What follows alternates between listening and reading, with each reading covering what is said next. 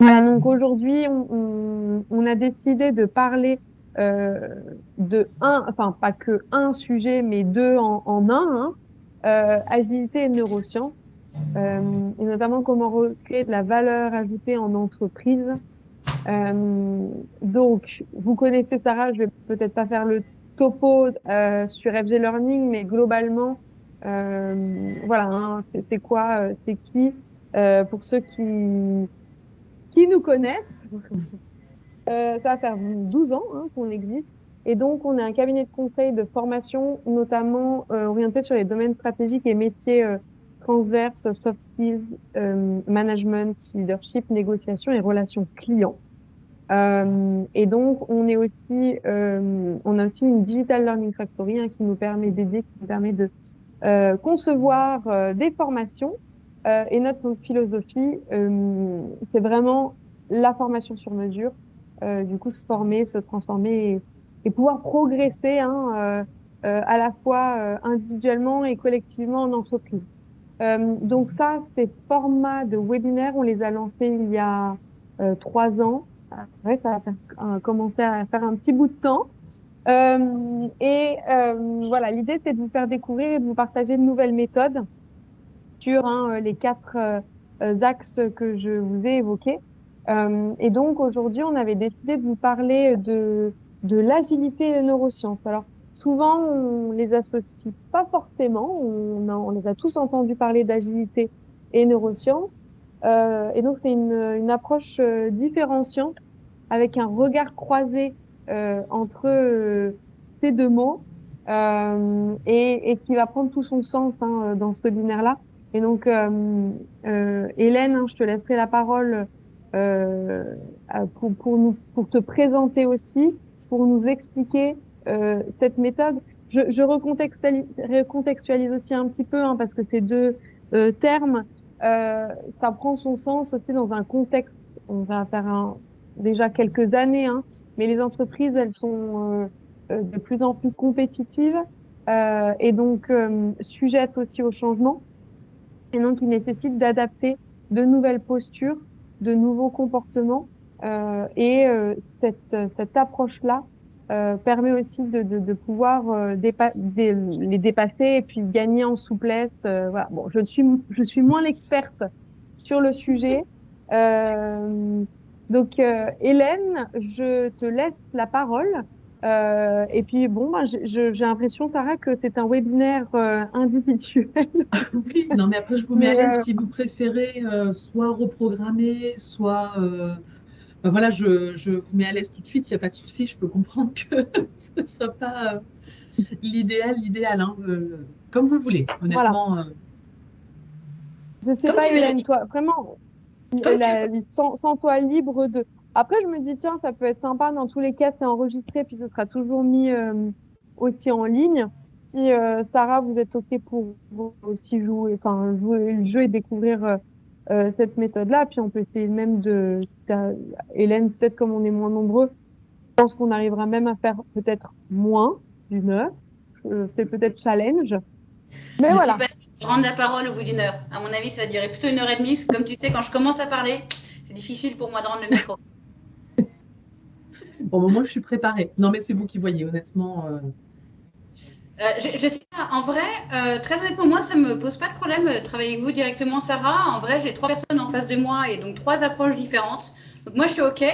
Faut voir ce qui va être pertinent. Elodie, si tu penses qu'il vaut mieux qu'on ait plus de gens et le replanifier à un autre moment, c'est toi qui vois. Je suis OK.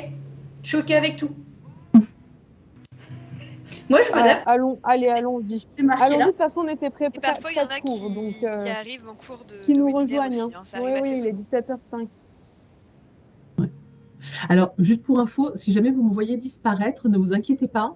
C'est que je sais que normalement, on est censé avoir des déconnexions et une reconnexion Wi-Fi dans les bureaux, qui était censé arriver à 16 heures, mais ce n'est toujours pas arrivé. Donc, pour l'instant, je reste connectée. Et au pire, je passerai sur mon téléphone. Bon, Donc, voilà, ne vous inquiétez pas si vous me voyez disparaître dans 2 minutes et je reviens. ok, très bien. Parfait. On y va? Et ben voilà, je pense que ce qui serait intéressant aussi, Hélène, c'est que tu puisses nous parler un peu de toi, de ton parcours, justement, pour faire, tu vois, le parallèle avec ta méthode, ton approche. Complètement. Bah, absolument. Bah, c'est parti, on y va, on attaque. Bienvenue, effectivement. Merci, Elodie, de cette introduction. Effectivement, on va attaquer directement sur qui suis-je, si vous voulez, pas de problème. Regardez, c'est la slide justement suivante. Qui suis-je? En fait, historiquement, je suis chef de projet informatique. C'est pour ça que l'agilité, c'est facile pour moi. J'ai passé 10 ans à être chef de projet, notamment en agile. Ça fait maintenant 5 ans que je suis formatrice en gestion de projet, en agilité, en innovation. Mais en réalité, je ne suis pas que formatrice, je suis aussi coach et j'accompagne les organisations en intelligence organisationnelle. C'est ça mon cœur de métier, l'intelligence organisationnelle. Et ça passe évidemment par l'agilité. Et parce que j'ai été formée aux neurosciences via l'approche neurocognitive et comportementale, donc en 2019, je me suis formée aux neurosciences via cette approche neurocognitive et comportementale qui m'a vraiment donné des clés activables rapidement dans l'entreprise pour voir comment, à partir de notre cerveau, est-ce qu'on fonctionne. On est parti du fonctionnement du cerveau pour voir qu'est-ce qui se passe et sur quoi est-ce qu'on peut reprendre la main.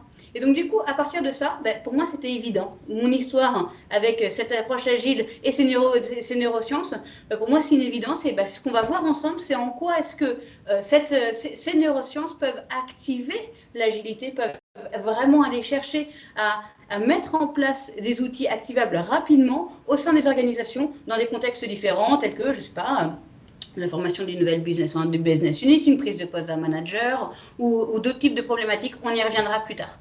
Donc voilà, qui suis-je? Hélène Duhamel. Je travaille avec First Group depuis pas loin de 5 ans, je crois maintenant. Hein. En fait, quasiment depuis le début. Donc je travaille avec First Group et donc voilà. Allez, attaquons directement sur l'agile. L'agilité, qu'est-ce que c'est? L'agilité, c'est avant tout un mouvement qui a été écrit réellement par les 17 grands spécialistes du développement logiciel qui ont dit attendez, la façon dont on fonctionne en ce moment, c'est pas idéal. Comment on pourrait faire les choses autrement? Et donc, il y a un jour, ils sont réunis en 2001. Les 17 grands spécialistes se sont réunis et ont écrit les 4 valeurs et 12 principes. Et l'idée, c'est de se dire que cette agilité va s'incarner par ces 4 valeurs et ces 12 principes. Rassurez-vous, on ne va pas tous les éplucher aujourd'hui, mais l'idée, c'est de se dire que la philosophie agile, qu'est-ce que c'est? C'est une démarche plus large. C'est une philosophie pour apprendre à fonctionner autrement, pour avoir une approche du marché qui va être un petit peu différente d'une approche classique. L'idée, c'est de travailler plutôt sur les comportements plutôt qu'une méthodologie pratique de dire attends, c'est parce qu'on a un cahier des charges que du coup, il y a le prestataire qui répond ça, il y a une production, des validés, etc. Comment est-ce qu'on va pouvoir avoir des fonctionnements, une philosophie de fonctionnement qui va être plus fluide, avec vraiment une capacité d'adaptation. L'idée de se dire que la philosophie agile, elle est particulièrement pertinente dans un contexte incertain où on ne sait pas exactement ce qui se passe. Je ne sais pas si vous avez remarqué, hein, on peut dire que le contexte en ce moment de la société dans laquelle on vit, on peut dire que c'est un contexte incertain. Comment on se démerde dans tout ça? Comment est-ce qu'on arrive à trouver sa place dans tout ça? La philosophie agile, c'est vraiment un levier qui va nous permettre de pouvoir nous adapter du coup ce contexte-là. Qu'est-ce que j'avais prévu dans mes slides? Hop là. La démarche agile était officiellement décrite en agile en février 2001. La philosophie agile dans tout ça, c'est ça. Pardon pour la slide. Allez, on avance sur la slide suivante et on va voir vraiment le contenu. Les neurosciences, qu'est-ce que c'est? On va quand même prendre le temps de le définir. Les neurosciences, c'est l'étude du système nerveux et notamment du cerveau, parce que ça fait quand même partie du truc, de son fonctionnement et de ses mécanismes.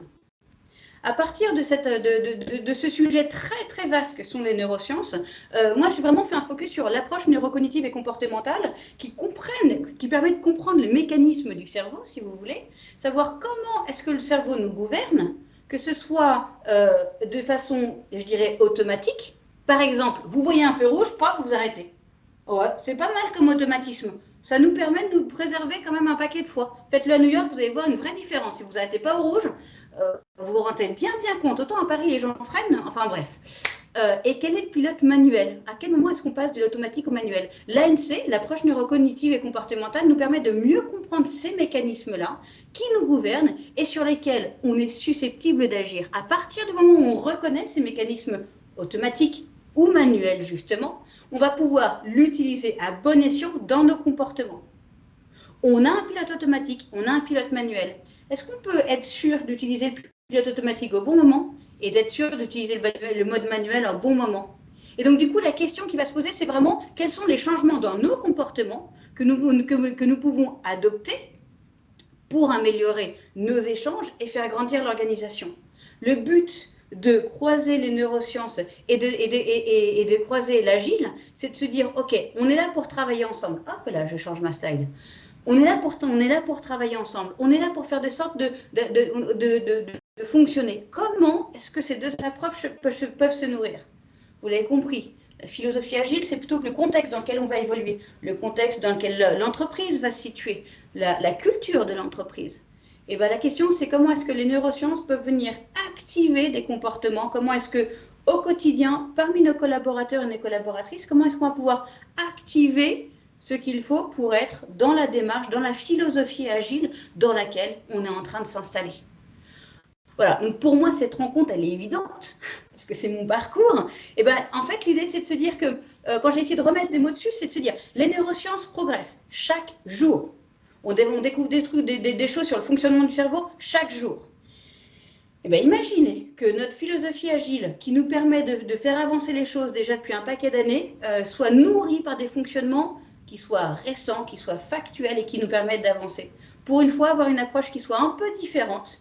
Ça ne va pas être des outils comme, je ne sais pas, du disque classique ou des outils comme de la PNL. En fait, c'est d'avoir un axe de travail avec nos collaborateurs et nos collaboratrices de façon un peu différente. Les neurosciences progressent. Comment est-ce qu'on va pouvoir activer les découvertes des neurosciences au fonctionnement de notre cerveau dans cette philosophie particulièrement pertinente dans l'environnement, disons changement, certains diraient VUCA, volatile, ambigu. Ah, c'est quoi la suite? Allez, je vous écoute. Est-ce que vous vous souvenez ce que c'est que ce VUCA? Ah, ça sèche. Ah, je sais que c'est pas facile. Volatile, incertain, vu qu'avec un C. Ah, ben moi aussi je sèche. Comme quoi le stress me fait. C'est quand même incroyable. Je me suis auto-piégée. C'est du stress. C'est pas grave. L'environnement dans lequel on est. Et bien du coup, l'idée c'est de se dire comment est-ce qu'on va pouvoir croiser ça. L'agile est une philosophie, les neurosciences sont des outils. Crac. On y va. Du coup, l'agile, qu'est-ce que c'est? L'agile, on va prendre le temps de faire ce focus. On va regarder ces 4 valeurs agiles qui sont structurantes. Et pour vous dire, on va s'appuyer là-dessus pour ce webinaire. Première valeur agile qui est importante, on va favoriser les individus et les interactions entre les individus, plutôt que d'être attentif au processus et aux outils. Vous voyez ce que je veux dire? L'idée, c'est de se dire, OK, j'ai une personne en face de moi. Je ne vais pas m'adresser à cette personne en tant que rôle, mais dire, OK, c'est une personne. Elle a un cœur, elle a une identité. Et je ne m'adresse pas, par exemple, à sous la main, j'ai Elodie, je ne m'adresse pas à la responsable de communication, mais je m'adresse à Elodie Carlier. Parce qu'en fait, c'est une personne. Et à partir du moment où j'ai une meilleure communication avec Elodie, de ce fait, son rôle de responsable de communication va être d'autant meilleur et d'autant plus nourri dans son rôle. L'idée, c'est d'être attentif aux individus qu'on a en face de nous, mais aussi aux interactions qu'on va avoir avec ces individus. Comment est-ce que je vais faire pour leur parler? Deuxième valeur importante, les fonctionnalités opérationnelles plutôt qu'une documentation exhaustive. Allez, on repart de... Vous savez, vous avez écrit 2-3 documents, c'était écrit dans le cahier des charges, page 57. D'accord, alors peut-être que la documentation est écrite. Alors, est-ce qu'elle est exhaustive? Est-ce qu'elle est suffisamment pertinente? Je ne vais même pas revenir là-dessus. La question de l'agile, c'est de dire, OK, la doc, elle est bien. Mais tu sais quoi? On va plutôt se focaliser sur des rendus qui fonctionnent. Qu'est-ce qui marche? Pas la théorie, en pratique. Et donc, du coup, travailler l'itératif. C'est pour ça que l'agile a de l'itération. Et c'est de se dire, OK, tu sais quoi, on fait un tout petit pas pour voir si ça marche. Et une fois qu'on a fait un tout petit pas pour voir si ça marche, on fera un deuxième petit pas. Et on va voir si, quand on enchaîne 2 petits pas, ça marche. Et quand on aura enchaîné 2 petits pas, on verra pour faire un moyen pas. Plutôt de dire, on veut un pas de 1,50 m. Ben, on va y aller doucement. On va déjà voir si on peut faire un pas, un deuxième petit pas, et de voir agrandir le pas et de façon itérative, vérifier que les choses fonctionnent. Pas en théorie, mais en pratique.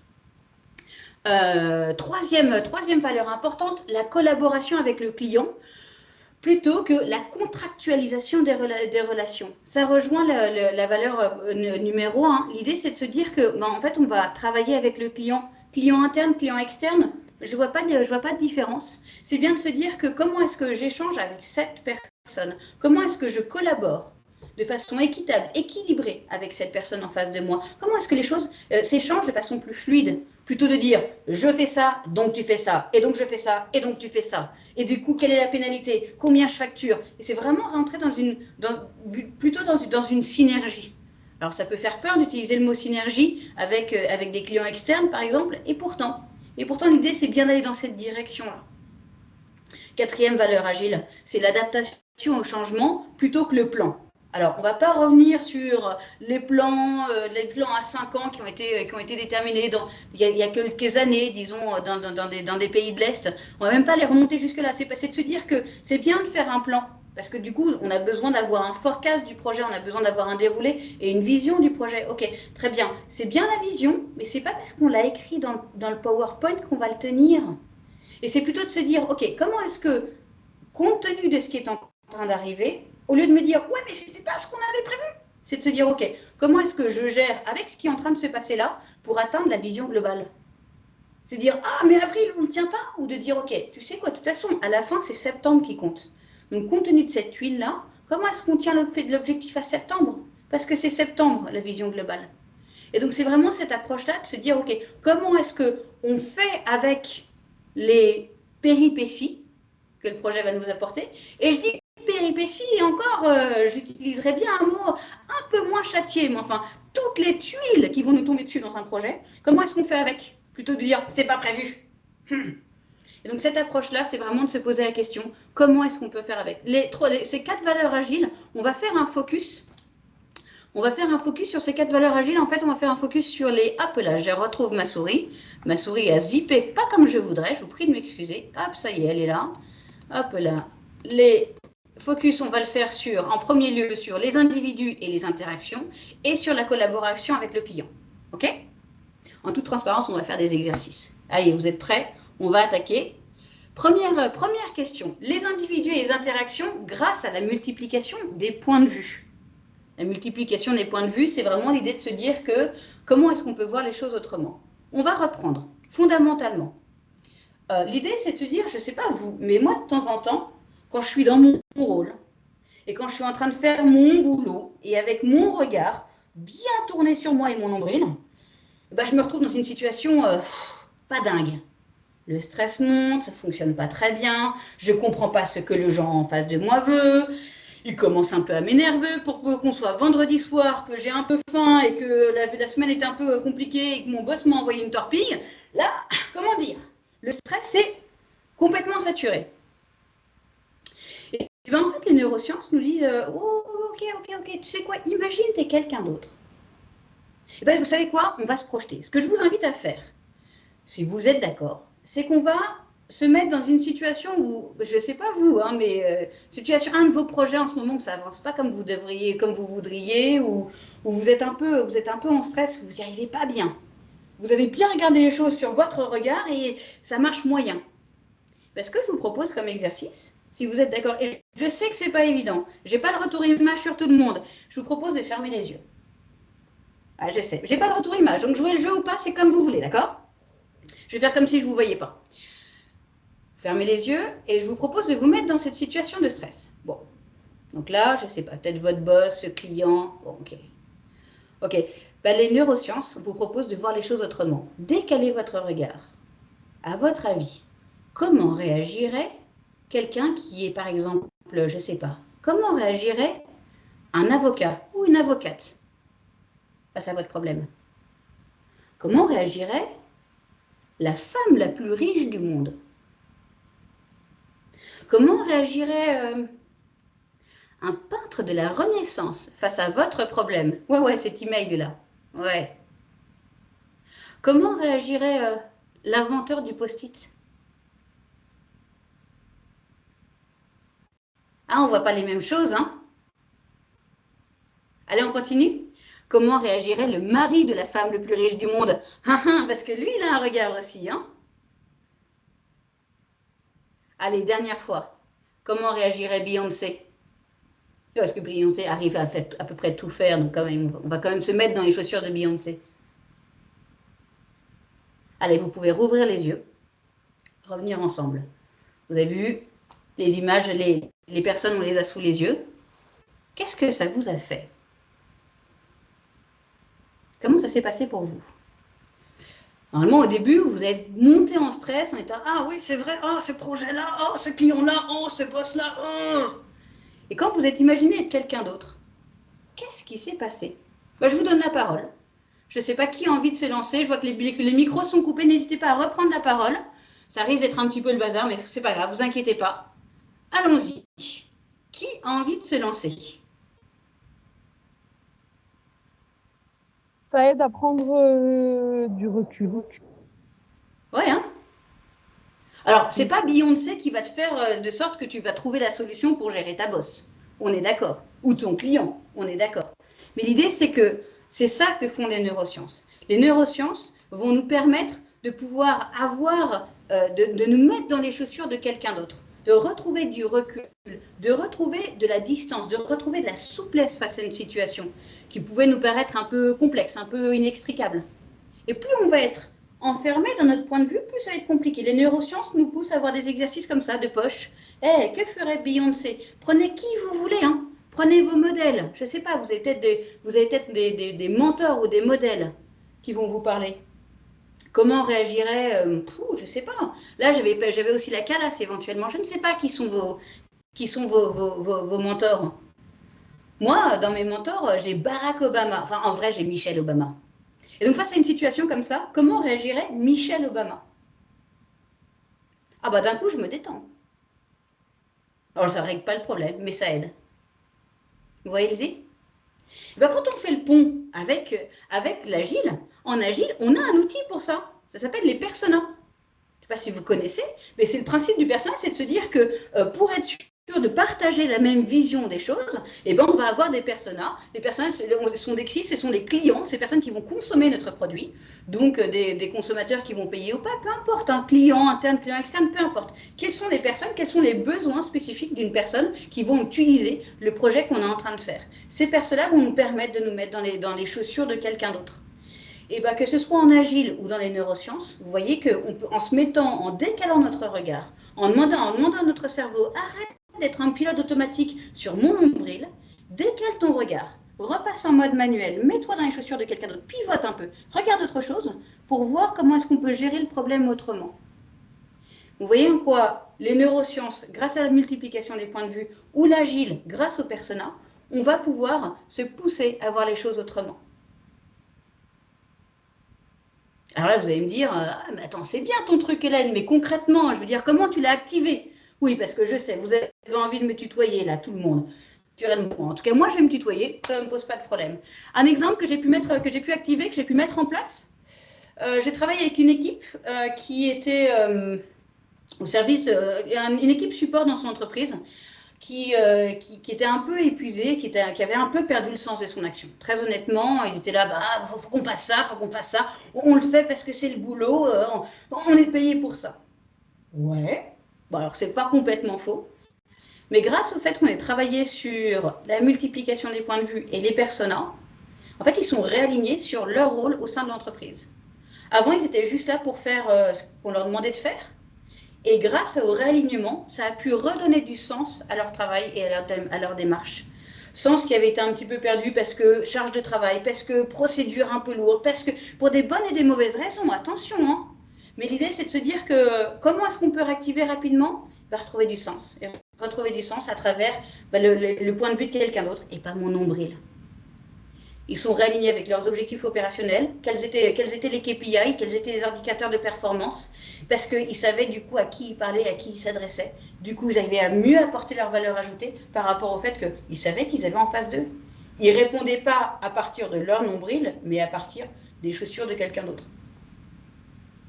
Ça a quand même vraiment changé la donne. C'est pas assez comme exemple. Je vous entends me dire, ouais, un autre exemple, Hélène. Ah, un autre exemple. Ok. Doucement, doucement. Un autre exemple. Une équipe commerciale. C'est vu confier un nouveau produit. Ah bah, les commerciaux, ils ont adoré. C'est ouais, nouveau produit, super, on va défoncer le marché. D'accord. Tant qu'ils n'avaient pas compris, en fait, il ne marchait pas. Et en fait, ils n'arrivaient pas à vendre ce nouveau produit parce qu'ils ne se l'étaient pas approprié. En fait, en utilisant ces outils-là, ils se sont réappropriés les besoins de leurs clients.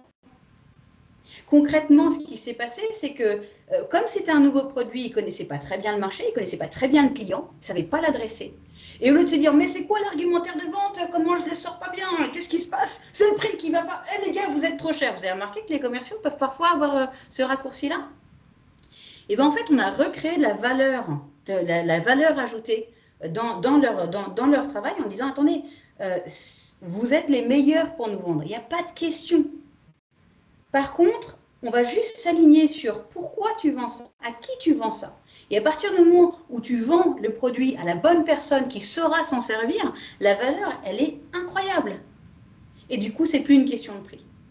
Et ben, on a réussi à changer des automatismes de ces commerciaux vis-à-vis de ce produit qui était quand même un peu innovant, on va quand même le concéder.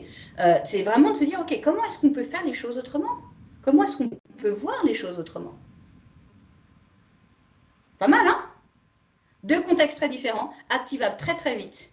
Vous l'avez compris, au niveau individuel, moi, qu'est-ce qui me retourne le cerveau? Qu'est-ce que ferait Beyoncé? Qu'est-ce que ferait Michelle Obama? Comme ça, ouais, absolument. Et puis au niveau de l'équipe, comment est-ce que je comprends mieux quel est ce dont a besoin la personne que j'ai en face de moi? Quel est mon interlocuteur? Quel est l'individu? Comment j'améliore mes interactions grâce à la multiplication des points de vue? Vous voyez où se rencontrent neurosciences et agilité? Chouette, hein? Bon, je vous avais promis un autre exercice. J'en ai promis trois, j'espère qu'on va arriver à trois, on va voir. Collaboration avec le client grâce à la biosystémique. Alors ça, c'est intéressant. Vous connaissez peut-être la systémique. La systémique, c'est l'étude d'un environnement. La biosystémique, c'est l'environnement compte tenu des facteurs biologiques de l'environnement. Ouais, on en revient au cerveau. Hein. Bah ouais, c'est le sujet, neurosciences. Ok, comment est-ce que je vais nourrir ma posture et comment je vais travailler ma relation, ma collaboration avec mon client, encore une fois, interne, externe, m'en fiche, peu importe. Quand je suis RH et que je suis au service des équipes qui sont en interne, en fait, mon client, il est interne et ça change tout et ça change rien. Il est interne. Je le traite comme un client. Donc, client interne, client externe, c'est une non-question pour moi. Comment est-ce que je travaille ma collaboration avec mon client grâce à la biosystémique? On va voir. Ce que je vous propose, c'est qu'on avance. Je voudrais vous poser la question. Alors, vous connaissez sûrement les valeurs et la culture de votre entreprise. Je ne vous demande pas un blind test de quelles sont vos valeurs, parce que là, vous allez me dire... Mais normalement, on les connaît, les valeurs de notre entreprise. Allez, comme ça, en top of mind, vous avez bien deux. Ouais, là, vu le retour image que j'ai, c'est bon, ça va, ça sourit un peu. Vous en avez bien deux, ça va. Ok. L'idée, c'est de se dire que c'est bien, la culture et les valeurs, c'est une chose. Mais en fait, il existe aussi quelque chose qui est encore plus grand que ça. Ce sont les méta-règles. Les méta-règles, c'est un peu la direction globale dans laquelle l'entreprise va aller.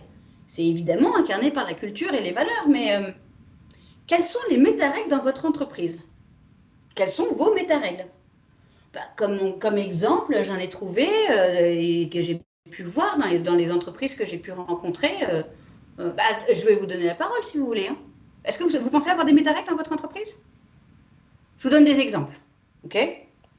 Un exemple, ça peut être le client est roi. À la fin, le client est roi. Tu sais quoi, Hélène? Le client est roi. Allez chez McDo, vous allez voir si le client est pas roi. À la fin, le client est roi. Dans d'autres entreprises, ça peut être... bon, il y a toujours des solutions. Il y a toujours des solutions. Il faut trouver une solution pour le client. Je me souviens d'une entreprise, en fait c'était une association qui était là pour accompagner des personnes en difficulté. Et en fait dans cette association, c'était on joue en équipe. Seul on n'y arrivera pas, on arrivera ensemble. Seul on va plus vite, mais à plusieurs on va plus loin, vous la connaissez celle-là. Et bien en fait chez eux c'était on joue en équipe. T'as un problème, on joue en équipe. Ben, l'idée c'est de se dire que quelle est la méta-règle? C'est un peu comme la règle ultime du fonctionnement de votre entreprise. Allez, un exemple que je pourrais trouver, c'est Back Market. Vous connaissez Back Market? Le site internet de la vente de produits reconditionnés. Donc, c'est une plateforme de mise en relation entre des reconditionneurs et nous, acheteurs de produits finis, reconditionnés, au prix quasiment, enfin, à des prix en moyenne, on a entre moins 16 et moins 30% en moyenne. Et du coup, on a des produits de seconde main, mais quasiment neufs. Back Market, ils ont une culture hyper forte. Et bien en fait, chez eux, ils ont une méta-règle. Pardon, hein, vous l'avez vu, c'est écrit en majuscule. C'est pas sabotage, c'est sabotage. Je sais, j'ai crié. Pardon pour les oreilles. Mais l'idée, c'est de se dire que la méta-règle chez Back Market, c'est de dire, évidemment, dans leur valeur, ils en ont, hein, mais c'est de se dire comment est-ce qu'on va pouvoir encore plus, dans notre posture, dans notre façon de réagir, comment est-ce qu'on va pouvoir hacker le système. Ils ont des valeurs. Première valeur, this is Sparta. On a tous vu Gladiator, ok? This is Sparta, vous voyez? Deuxième valeur importante, minimum resources, maximum impact. Ça veut dire, c'est pas une question d'argent dans le projet, c'est pas une question de mettre toujours plus, c'est comment est-ce qu'on va focaliser sur l'impact et non sur la mise sur le projet. Comment est-ce qu'on va maximiser l'impact. Ils ont une autre valeur qui est de dire think deep, decide fast. Prendre le temps de réfléchir en amont, mais une fois qu'on a bien réfléchi, on va vite. Je ne vais pas toutes vous les faire. Mais l'idée, c'est de se dire que, vous voyez, on a une culture qui va être incarnée par des règles, mais on a une méta-règle. Sabotage. Ouais. Ouais, pas moins. Cette méta-règle-là, c'est comment est-ce qu'on va pouvoir avoir une posture. Et là, vous allez me dire, ok, chez moi, je ne sais pas si on en a des méta-règles. Attends, Hélène, comment te dire je me souviens même plus bien des valeurs de ma boîte. Autant dire des méta-règles, je suis pas sûre. Ok, pas de problème. Alors déjà, je vous en veux pas d'avoir oublié vos valeurs, c'est pas grave.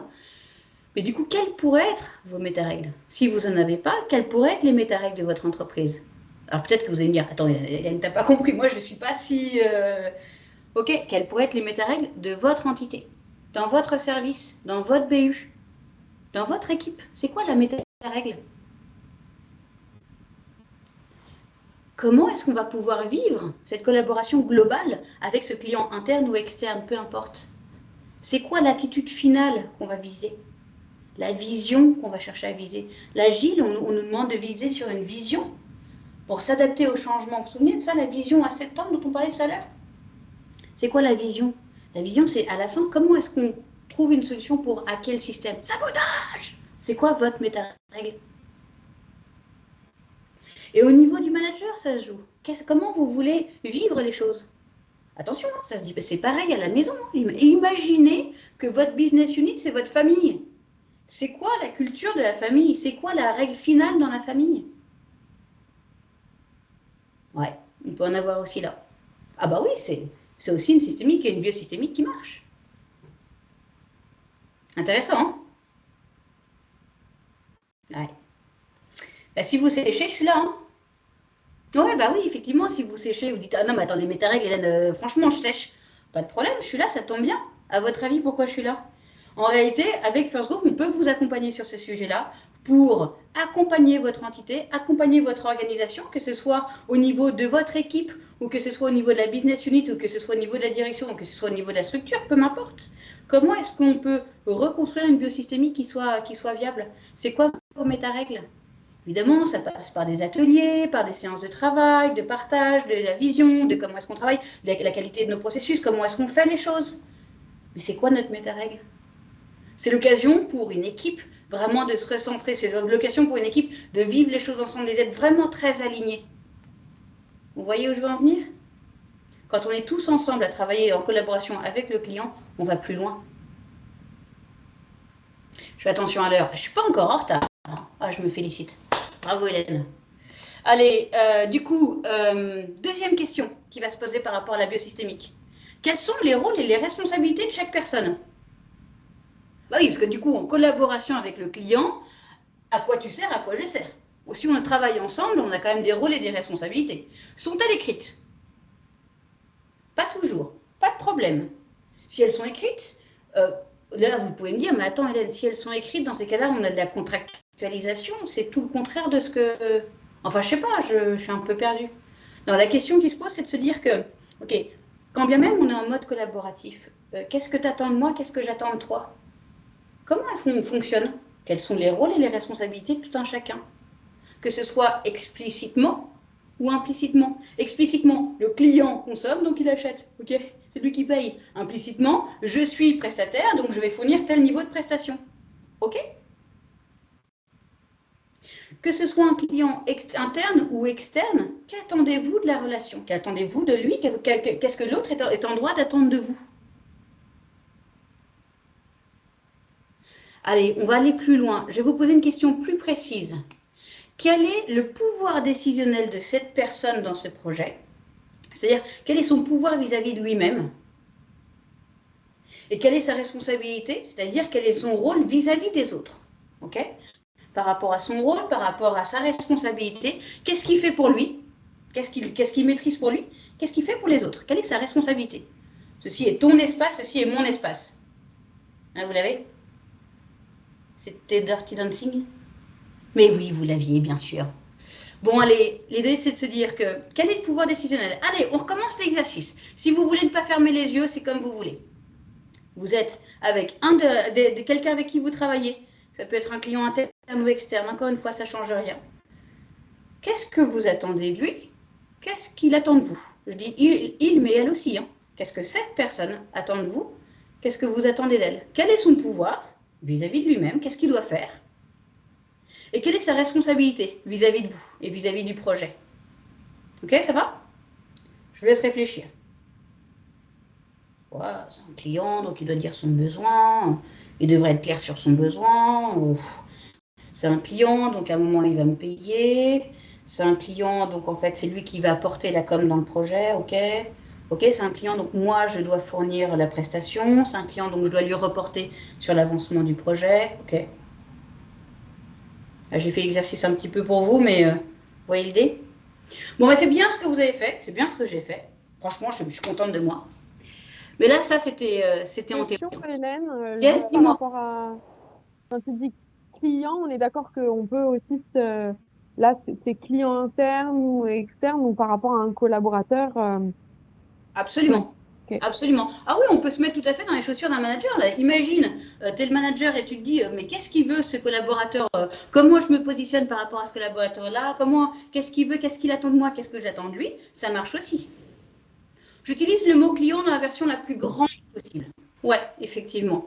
Parce qu'en réalité, c'est une posture. Qu'est-ce que j'apporte à l'autre?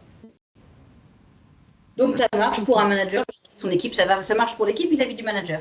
Ça marche pour une unité vis-à-vis qui apporte de la R&D, par exemple, sur un produit. Ça marche dans toutes les situations. Donc du coup, ce que vous m'avez répondu tout à l'heure, c'était la théorie. Bah, théoriquement, le client me donne le besoin. Oui.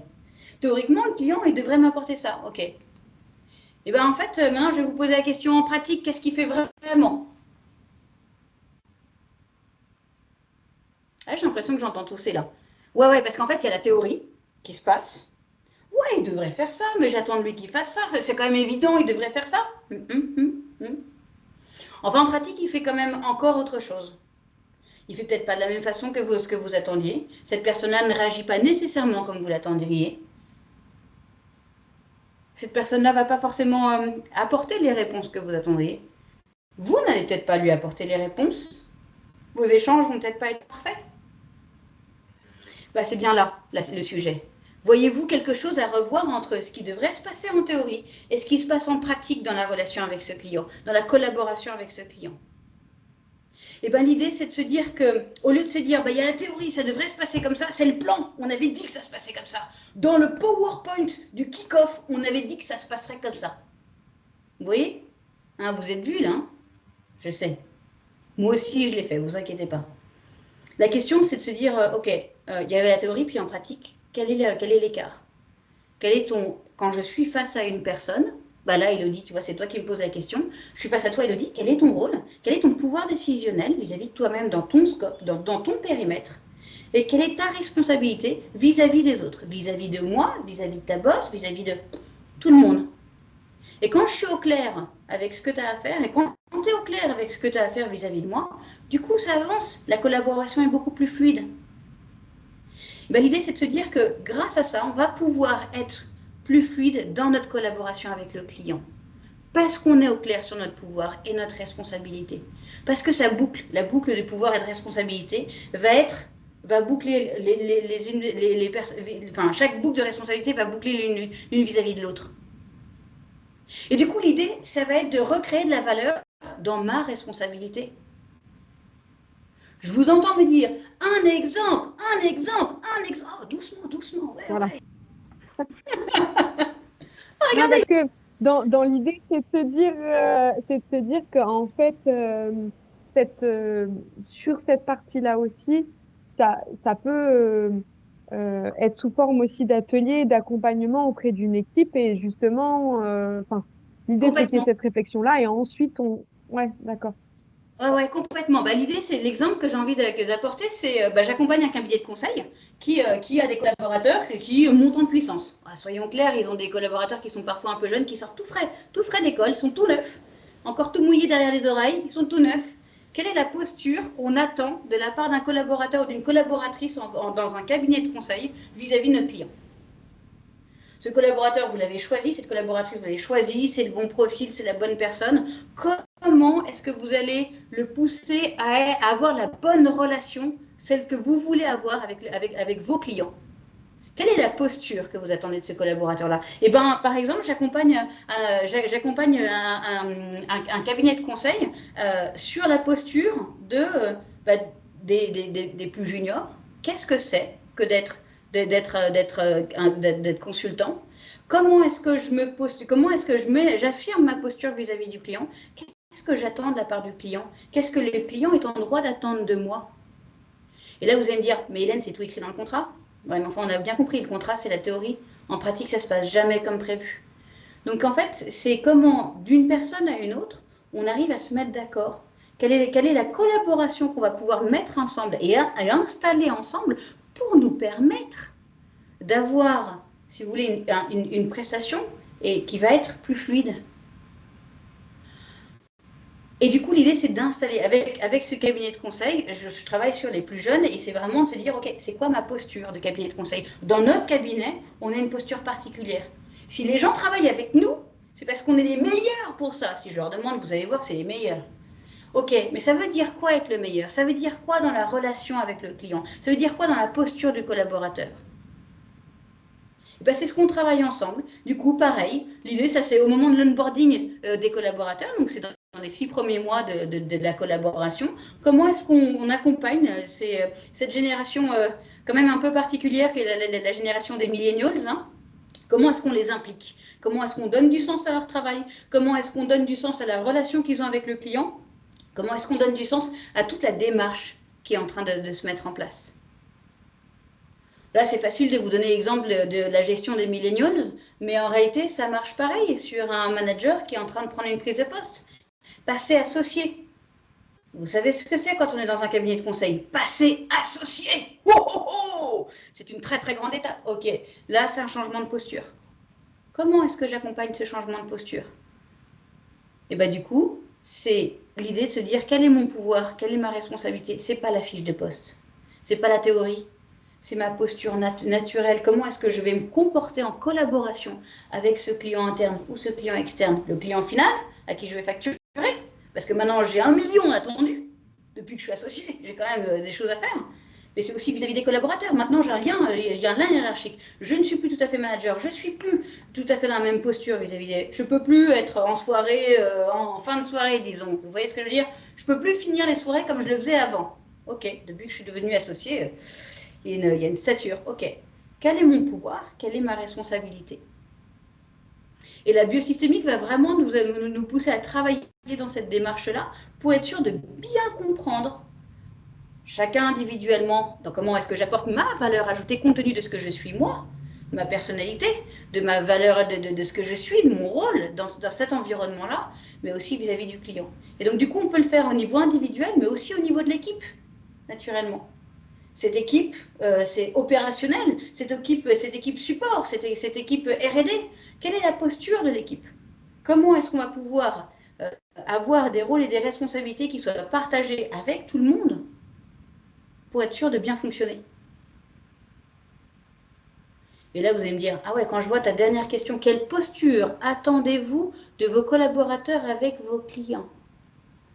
Hmm, bonne question. Je sais, et c'est pour ça que je suis là. Ah bah oui, évidemment. C'est des questions importantes, c'est tout un cheminement, c'est toute une réflexion. Et c'est là qu'avec First Group, on peut vous accompagner pour construire la bonne posture. Alors, construire ou reconstruire, la bonne posture pour vos collaborateurs, vos collaboratrices vis-à-vis du client, interne ou externe, encore une fois, ça ne change rien. L'idée, c'est de se dire que agilité et neurosciences, je suis attentive là, sur le timing, on est pas mal. Hein. Évidemment que les questions, ah j'ai oublié de dire que les questions on les gardait pour la suite et à la fin, et que du coup Elodie, tu nous gardes les questions, tout ça. N'hésitez pas à envoyer vos questions, c'est important. La philosophie agile nous donne une vision et une direction dans laquelle marcher. La philosophie agile nous dit comment est-ce qu'on avance grâce à la vision globale. Ben, les neurosciences vont nous donner des outils qui sont réellement actionnables immédiatement pour bien utiliser notre ressource la plus précieuse, notre cerveau. En mode automatique, comme ce qu'on avait dit qu'on ferait, ou en mode manuel de ah ben, compte tenu de ce qui est en train de se passer, comment je m'adapte. Comment est-ce que moi je fais de sorte d'avoir cette posture d'adaptation au changement. Comment je fais de sorte de m'adapter non pas par rapport à ce qui est attendu du client, mais de cette personne-là. Ok, tu es toi. Comment je fais avec toi? Comment je rends notre conversation plus fluide? Comment je constitue un échange qui va faire gagner le projet, qui va faire avancer les choses? Là, j'entends votre tête qui vous êtes là en train de dire waouh, mais c'est génial ton truc, Hélène, mais comment je peux l'appliquer? Comment je peux l'activer? Il y a plein de choses qui pourraient en avoir besoin. Sur quels sont vos chantiers à vous déjà? Quels sont vos chantiers actuellement en place sur lesquels vous avez besoin de travailler? Je vous entends égrener. Ah bah il y a ce Tu veux dire collaborateur. en matière de... Ah oui, Des problématiques que tu es en train de ou par traverser, rapport à ouais. nous. Ouais. Ouais, peut-être là, des personnes qui sont là, présentes, peuvent nous partager, en effet, des problématiques. Euh, on évoquait par rapport à des changements euh, au sein d'une entreprise ou des problématiques par rapport aux équipes. Tu en as peut-être d'autres en tête, Hélène. Je pense que ça peut être intéressant pour aussi l'allier avec ton webinaire et le sujet. Je sais pas s'il y en a certains qui veulent ouvrir leur micro pour partager un chantier ou une problématique auquel vous faites face ou pas. Bah, je peux tenter, mais alors en Bien fait sûr. on a des petites choses comme des grosses choses, donc c'est compliqué de vous faire une liste Oui, complète. Mais si je vous parle d'un des plus gros chantiers qu'on a en ce moment, c'est on doit déménager toute une usine. Ouais. Et là, ils sont tous en train de se réveiller en disant oh, il faut des cartons, oh, il faut des badges, oh, il faut ça. Les gars, ça fait 3 ans qu'on en parle. Voilà. Et c'est moi qui leur dis alors, je crois qu'il y a des bases de project management qu'on pourrait appliquer ou de voilà, et je flippe un peu, je vous avoue. Parce que je me dis, alors, si moi, RH, c'est à moi de leur dire, les gars, le mur, il arrive là, qu'est-ce qu'on fait? Ben, voilà, sachant que c'est une usine, donc c'est pas mon cœur de métier, c'est pas moi l'experte, mm, quoi. Et effectivement, je ne sais pas comment les activer, entre guillemets, pour qu'on arrête d'être en mode panique, parce que là, on passe en mode panique et ça aide pas non plus, pour qu'on soit pas en mode panique, que moi-même, je sorte du mode panique. Et qu'on arrive à se structurer globalement, à remettre des gens. On a enfin un project manager qui est un project manager digne de son, ça a aidé, je l'espérais. Mais là, on est en train de se dire, ah, mais le planning, il marche. Parce que vous disiez tout à l'heure, ah, le planning, ça marche pas, on va mettre tel client en rupture quand on va bouger la machine. Oui, oui, effectivement. C'est ce qu'on fait, les gars. Voilà. Et Et ça, ben c'est vous un des voyez plus ça. gros. Après, on a plein de petits trucs. Ben, par exemple, sur oui. cet exemple-là, là, au Bon regard courage. de ce que vous m'avez donné, là, si vous voulez, comment est-ce que j'activerai agilité et neurosciences? Si vous me laissez faire l'exercice, avec le peu d'informations que vous m'avez donné, j'essaye, ça vous va? Oh, bah oui, bien sûr. Alors, attention, j'y vais sans filet là. Hein. Attention, je m'accroche à mon bureau. Bah, déjà, prendre le temps de construire la vision. Où est-ce qu'on veut aller? Comment est-ce qu'on se projette? Comment est-ce que chacun se projette dans l'usine? Et donc, du coup, prendre le temps de s'assurer que tout le monde ait bien compris qu'on déménage, voir comment se situe l'usine, où est-ce qu'on est, etc. Comment elle s'implémente. Du coup, voir le volume de l'usine, voir où est-ce qu'on met notre ligne de prod, ligne numéro 1, ligne numéro 2, ligne numéro 3. Comment est-ce qu'on imagine déplacer les machines et comment est-ce qu'on va pouvoir faire. Et en fait, grâce à cette vision, on va voir du coup les tâches du projet qui vont commencer à s'empiler en disant ouais, il faut déménager les machines, ok, les cartons, hein, ça se met en place et c'est de dire ok, une fois qu'on a installé la machine là-bas, ok, comment on fait pour l'allumer? Parce que le gars qui va arriver, qui va faire on, De quoi il a besoin? Alors, il a besoin que ça arrive par ici, ça arrive par ici. En fait, grâce au fait qu'on se mette dans les chaussures des personnes qui sont autour de la table, ça va nous permettre de pouvoir voir comment est-ce qu'on va pouvoir activer ce projet-là. Les personnes, ce que vous me dites, c'est qu'ils n'ont pas encore compris qu'on allait déménager. Ok. Si, ils ont compris. Oui. Ils ont compris, blague à part. Mais la façon dont il a été designé le projet il y a 3 ans et dont il se fait en pratique, ou dont comment dire, la façon dont on aimerait le gérer aujourd'hui sont différentes. Donc on est en mode, on est en train de se repositionner. On est en train de Ouais. repositionner Alors, et puis on avait une ambition sur le déménagement, et puis là, on s'est aperçu qu'avec le Covid, on est obligé de dire, bon, bah, finalement, on va réduire un peu la voilure, donc on est un peu un entre-deux, c'est-à-dire que voilà, il y a 3 ans, le projet a été fait, bah, juste on déménage les machines, on fait pas de bruit, on met des jolis murs, et puis c'est tout. Il y a 2 ans, il y a 1 an, on s'est dit, oh bah non, ça peut être l'industrie 4.0, machin, tout ça, et puis là, maintenant, on a le groupe qui nous dit, bah non, en fait, les gars, vous n'avez pas d'argent. Voilà, je vous la fais courte, je pense que vous entendez partout. Il n'y a aucune nouveauté, on est bien d'accord. Et du C'est-à-dire que coup, je suis c'est pas surprise. comment Bah alors, non, mais on est bien d'accord. Voilà. Mais comment on refocalise le truc en se disant, bon, bah ok, on a nos contraintes, on y va, on va y aller comme ci, comme ça, machin. Et puis finalement, ok, notre nouvel objectif, c'est ça.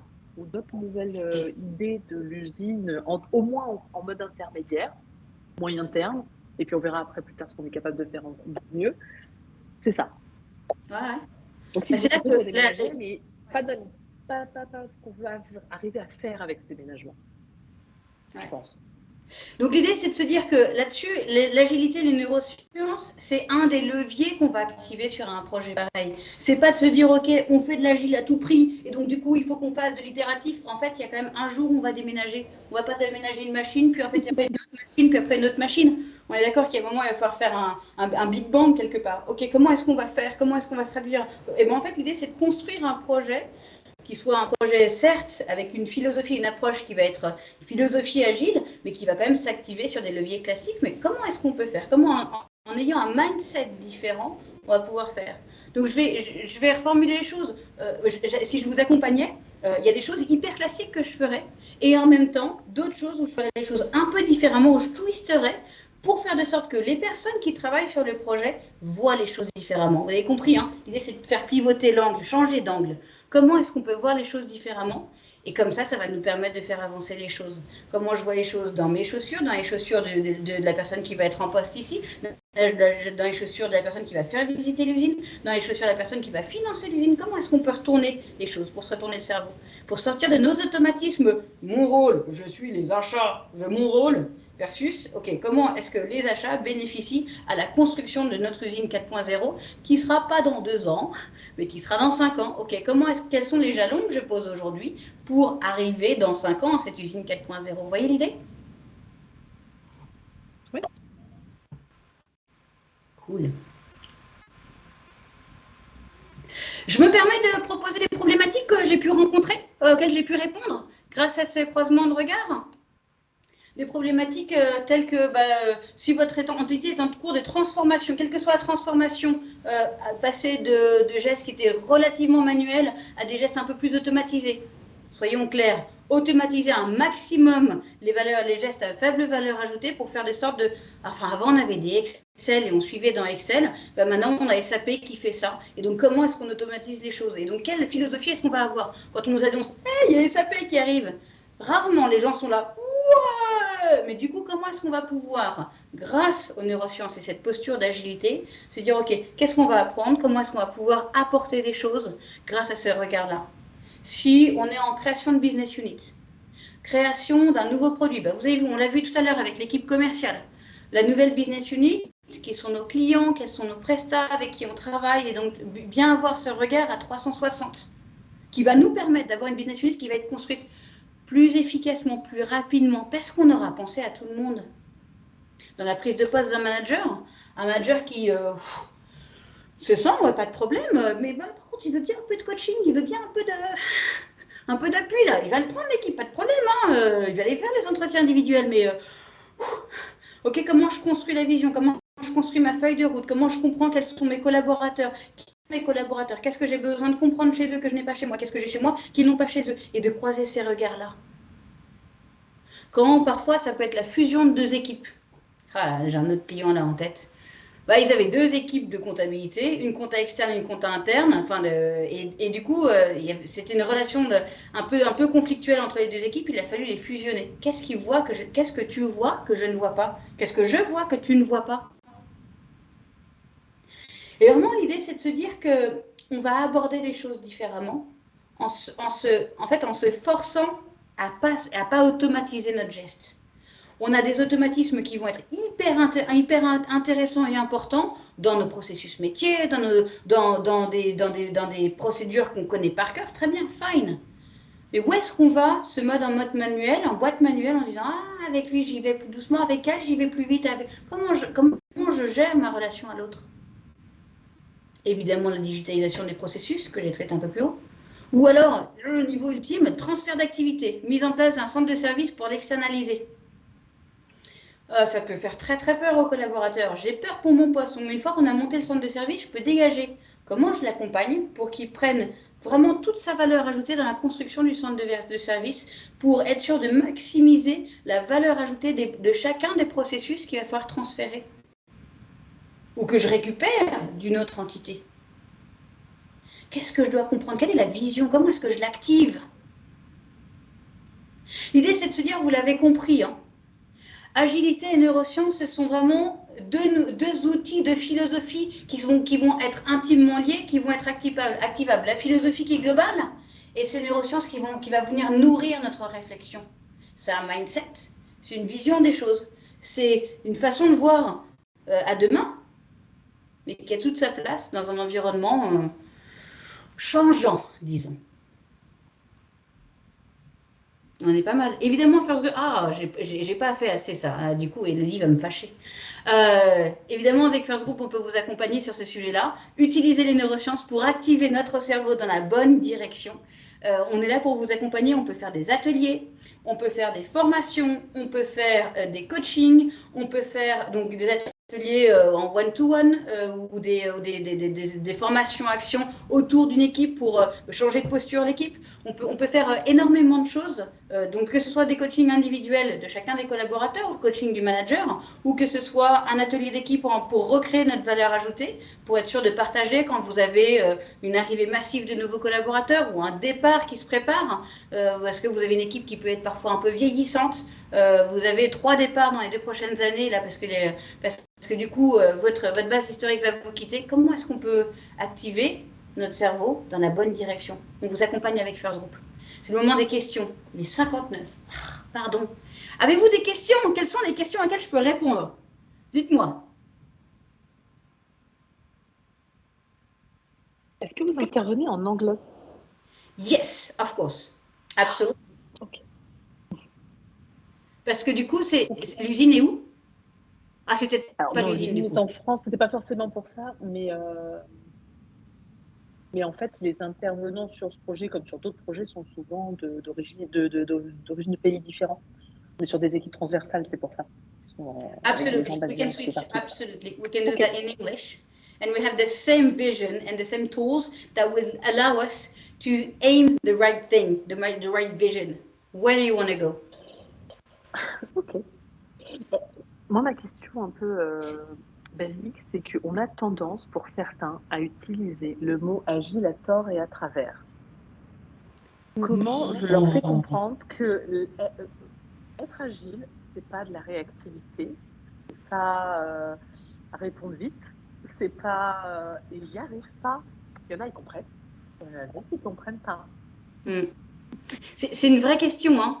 Aujourd'hui, Si vous aviez, c'est- je sais pas, un quick tip pour dire voilà, je dois expliquer en 3 secondes à un gars ce que c'est la définition du mot agile et qu'ils arrêtent tous de l'utiliser à tort et à travers, qu'est-ce que vous me diriez de leur dire? Sachant que c'est des techos, des ingénieurs, des gars process, tout ça, et ça ne compte pas.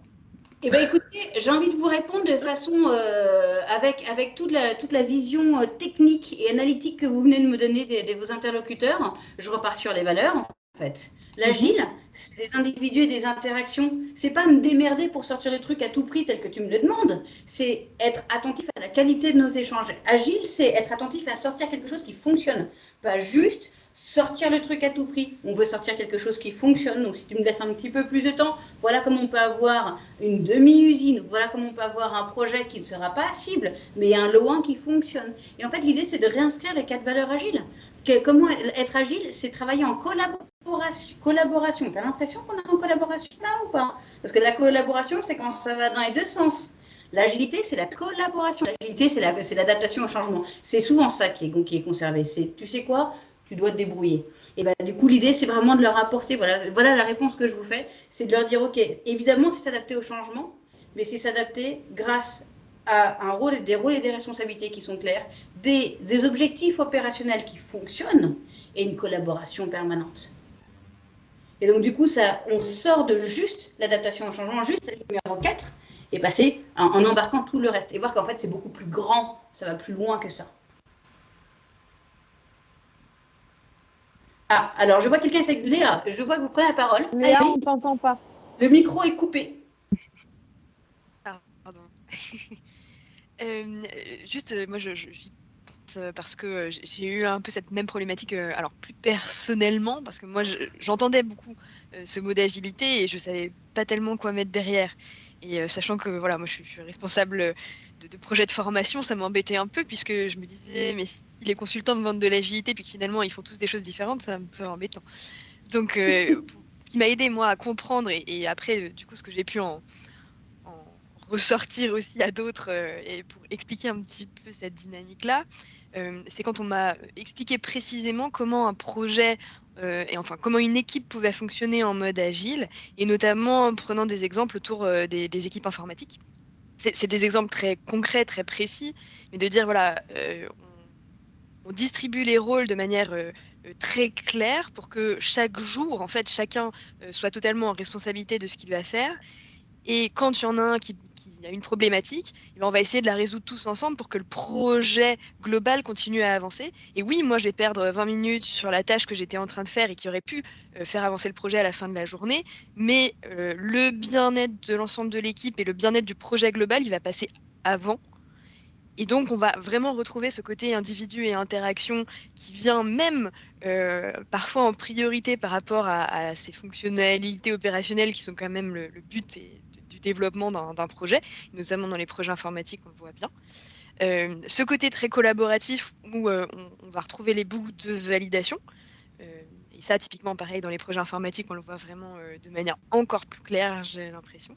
Et l'adaptation au changement, moi, je l'ai interprété plutôt du côté amélioration continue aussi. Ça rejoint à la fois les boucles et l'adaptation au changement.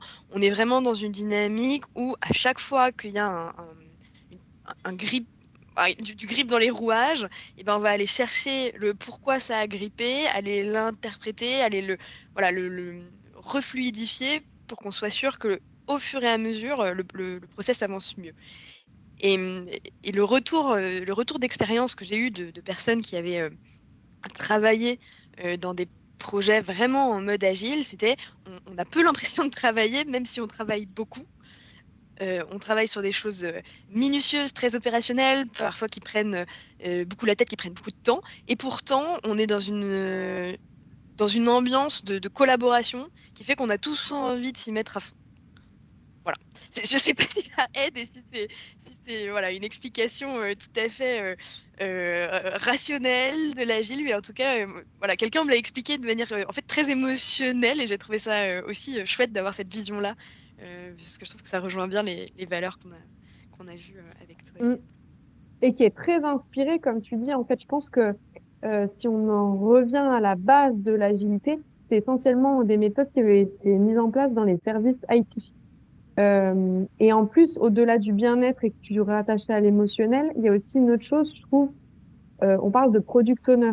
Et en fait, la notion dans les autres services, lorsqu'on est manager, il y a beaucoup qui font énormément d'opérationnel. Or, le product owner, c'est un chef d'orchestre et qui justement intègre les problématiques et entend. Et c'est ça qui fait l'agilité aussi. Non mais voilà, Mais complètement. c'est pour définir aussi à Sarah parce que je pense qu'on avait vu Il y a vraiment, et toi, tu l'as, hein, ce background d'IT, et tout part de là, en fait. Voilà. Alors, j'ai une question. Moi, J'essaie j'ai un de de mes vous résumer beaux-frères ça, Sarah. qui est non, non, mais alors j'ai un petit peu pas beaucoup. Enfin, j'ai un de mes beaux-frères qui est spécialiste ou je sais pas comment on dit, expert agile dans sa boîte, machin. Et alors, ils s'envoient des balles, des machins, des trucs. Moi, je me dis, si je leur ramène ça chez moi, mais ils vont me rigoler. Ils vont rigoler. Donc, c'est. Bah, c'est Mais pour ça ça marche que, super bien, Sarah, apparemment, hein. c'est pour ça, Sarah, vous avez besoin de Il faut quelqu'un me de le revendre, en fait. l'extérieur pour apporter tout ça. Si c'est vous qui l'incarnez, c'est compliqué parce que dans votre rôle de RH, c'est quoi cette RH qui lance cette balle? Alors vous amenez quelqu'un qui a... Alors je vais vous présenter Hélène, vous allez voir ce qui se passe avec Hélène, elle Oui, va c'est vous marrant, ça lancer les une fait balle. encore plus marrer. Et en fait, ça marche parce que du coup, c'est expliqué, c'est accompagné et du coup, c'est incarné. Et à partir de là, ils vont s'approprier la balle, ils vont s'approprier l'outil en disant, OK, à notre façon, avec nos processus, voilà comment on le fait et comment notre agile dans notre équipe, on va le faire et on va le réinterpréter à notre façon. Parce qu'à la fin, c'est ça. Moi, l'approche que j'ai, c'est que la philosophie agile, elle s'adapte à ce dont on a besoin en réalité. C'est pas une religion, c'est pas plein de dogmes, c'est comment est-ce qu'on va construire quelque chose qui va nous servir, qui va nous permettre de faire avancer les choses. Et c'est là que du coup, je vais même pas aussi loin que la réponse de Léa qui me va très bien, le rôle à chacun, c'est parce qu'on construit ensemble, c'est parce qu'on itère, c'est parce que ça me va super, franchement Léa, merci beaucoup. Mais je vais même moins loin que ça pour être sûr que ce soit encore plus, vraiment à échelle philosophique, plus qu'une méthode. Mais après, il faut voir comment ça s'installe et comment ça se vit. Hein. Vous inquiétez pas, Sarah, on n'est pas obligé de faire des balles. On peut lancer un dé si vous. Ah, vous savez, les ingénieurs ne sont pas des originaux dans le manufacturing, je veux dire. En tout cas, dans ce Pas de secteur-là. problème, vous inquiétez C'est pas. dur de les faire sortir de leur. Ok. Avec plaisir. Bon, bah, super. En tout cas, merci en tout cas, Hélène, pour cet éclairage. Merci à Sarah, Ben non, notre merci à vous de m'avoir fidèle conservé. participante.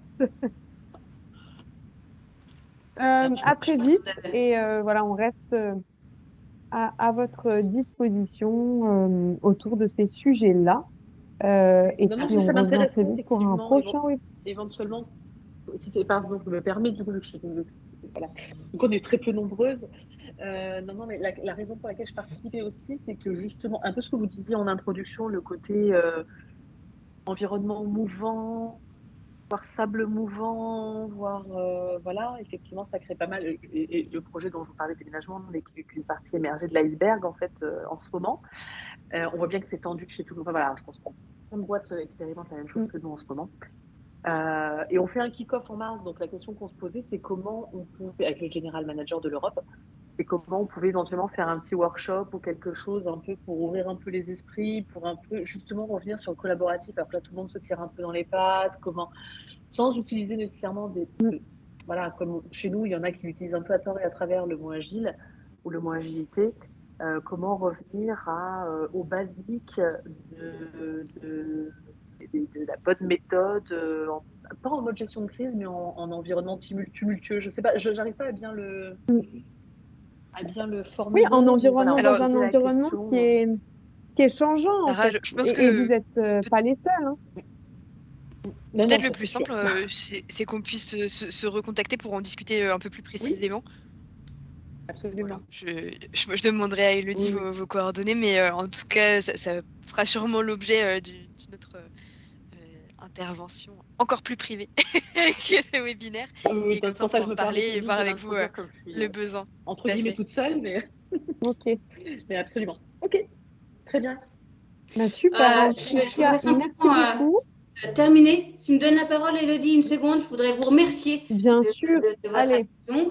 Tout le monde, évidemment Sarah, et tout le monde qui était là, et les personnes qui sont rentrées et sorties. Je voudrais vous féliciter parce qu'on est arrivé au bout de ce webinaire.